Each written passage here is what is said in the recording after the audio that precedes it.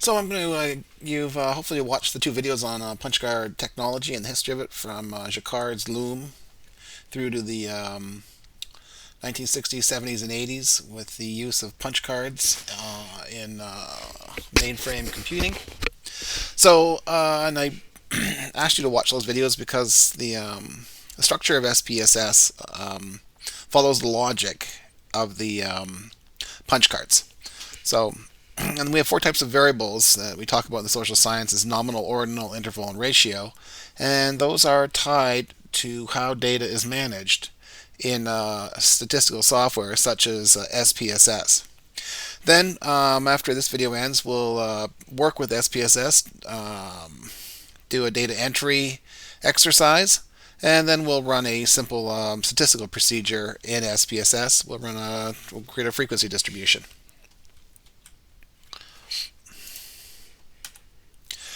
So the history of the punch card, as you saw in the video, Jacquard's loom punch card system. And as you can see in the bottom, there's Herman Hollerith's punch card used for, I believe that was the one that was used for the census, and that was in the late 1800s. And then you have the large punch card that you see in front with the ruler, and that is the standard punch card that was used for many years. I think it was used right up well into the 80s, 1980s. And the punch card is great. It was a lot better than manual entry and data analysis, but it did have its inefficiencies. So each column in that card represented a character. Whether that character could be either alphanumeric, which would be letters or numbers, or special characters, decimals and ampersands and such, that would be used in programming. And it was 80 columns wide. So you had to be very efficient in your use of the punch card. So if I no, I can see I have the numbers 0 through 9 for each column, and I could easily take two columns or three columns to enter a three-digit integer. So like 1, 2, 3, or 563. That's relatively straightforward. But where it becomes really inefficient is if I'm typing in words, right? So each word would take as many columns as the length of that word, and you had to be efficient with your cards because you'd end up with a lot of them. And we'll see how SPSS produced efficiencies in the use of punch cards.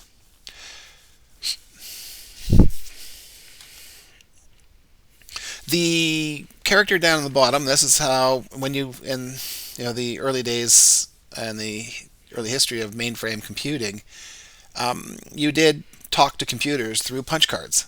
And your punch cards were sorted in exact order.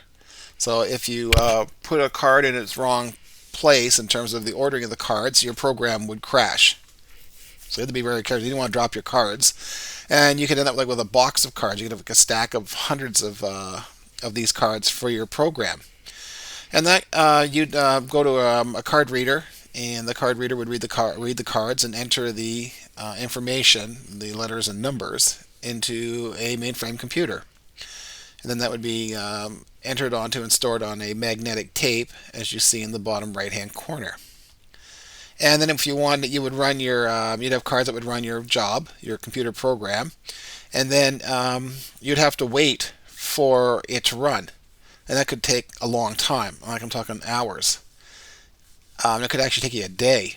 And it's not so much it took a day, but that person there was responsible for getting the magnetic tapes that would be the mechanism of storage, or what the information from your cards was stored to.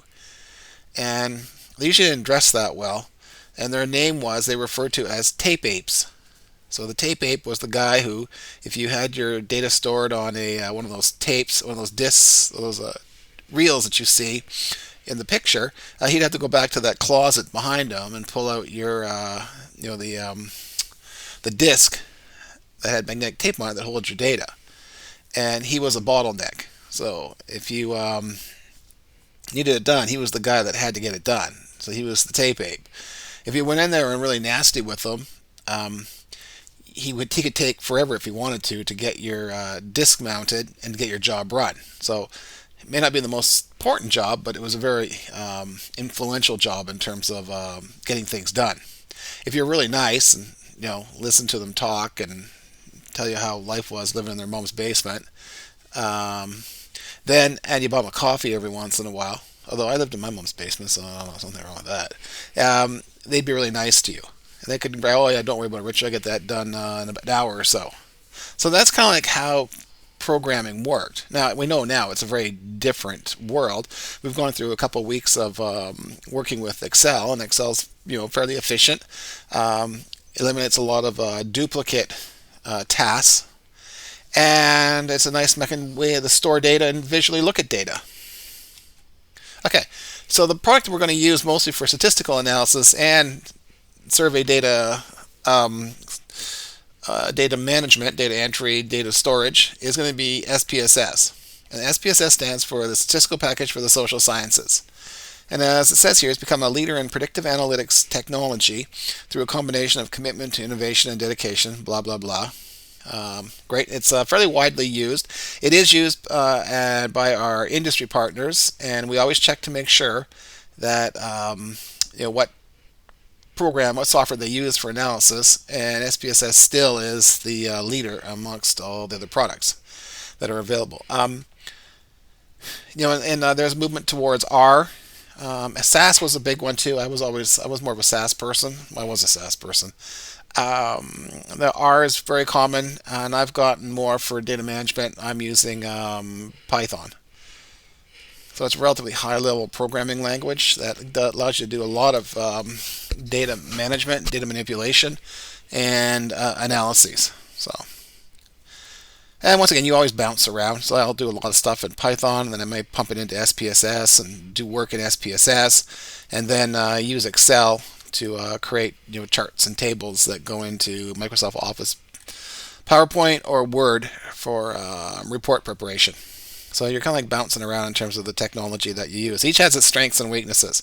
SPSS is great for data management and quick analysis. Python's great for really advanced data management, like you would use typically in big data. And Excel is great for reports and tables and charts. SPSS sucks at generating tables and charts. And Python's not much better too. It's a bit too codey. Okay, so this is what this would be a typical SPSS program that would be punched into a punch card. We don't use punch cards anymore, but this is the syntax that you would use, and these would be each row would be a punch card. And what you're doing here is they're basically setting up the structure of the data before you enter in the cards. So we won't learn the syntax. You will eventually learn syntax, but it's SPSS now is more drop-down menu based, so it's relatively straightforward and easy to do. Although you can always see the syntax, it's always in the background. Okay, in terms of variables, when you're dealing with a punch card, important variables are nominal variables, and I can see nominal means that I'm going to give a numeric representation or code for that variable. So for sex, I'll have maybe male, female. If I have a punch card, I don't want to type male. It's going to take up 4 columns on my punch card, and it's going to take up 6 columns to say female. So I got to dedicate 6 columns to what the person's sex is if I type it in. 4 columns and 2 blank ones for male, and then 6 columns for female. If I tell the program in advance saying, okay, in column 1, if you see a 0, that indicates the person was male. If you see a 1 in column 1, that means the person was female. That means instead of using 6 columns on my punch card, I'm only using 1. I'm compressing my column use in my punch card. And that saves me hugely in terms of the number of punch cards that I'm going to use, which makes it easier. I don't have to carry a banker's box full of them. Marital status. I could have single, married, common law, divorced, widowed. Now, if I type those words out and dedicate columns to them, it's going to be very, very wide, and I'm going to use up a lot of columns. But if I tell the program beforehand, okay, if you see column 2, if you see a 0, the person's single. If you see a 1, the person's married common law. If you see a 2, the person's marital status is divorced widowed.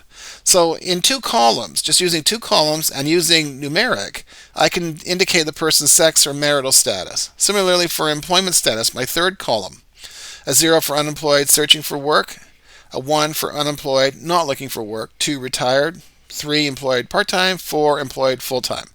If I tell SPSS in advance that if you see column 3, if you see a 0, it represents unemployed searching for work. I just have to tell it in advance. When you see column 3, just remember that that's what that represents. So this data here, which would take almost a full card all on its own, I can, or half a card, I can compress that information on that card into 3 columns. If I create a relationship between the category member, say sex, male, female, and a numeric. And the relationship is nominal. It doesn't matter what I use. For male, I could have used, I used 0, 1. I could have used 1, 2, 3, 4, 5, 6, 1, 9. The relationship, as long as it's consistent, and there's no, like I'm not confusing by having both as 9s or something, which would be not very smart, I'm being very efficient. So it's a nominal measures. When we talk about nominal measures, it means that when we're numerically coding on a punch card, column 1, male equal to 0, column 1, if it's a 1, female.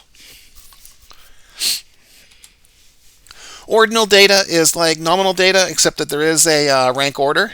So student grade, that may be column 5. If it's grade 1, it's a 1. If it's grade 2, it's a 2. If it's grade 3, it's a 3. It's not there is a relationship. The higher the number, the higher the grade, but it's not a numbering system like we would think in terms of temperature, age, weight, any of those variables.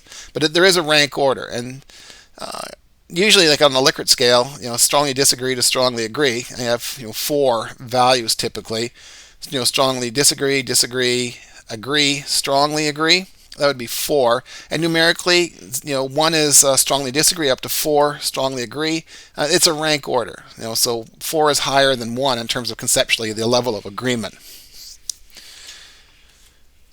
Interval measures are measures where the distance, it's the same, it's rank order, but the distance between each unit of measure in terms of incrementing up is constant. So temperature, year, temperature doesn't have has an arbitrary 0 point, freezing point of water for Celsius. I think some density function or density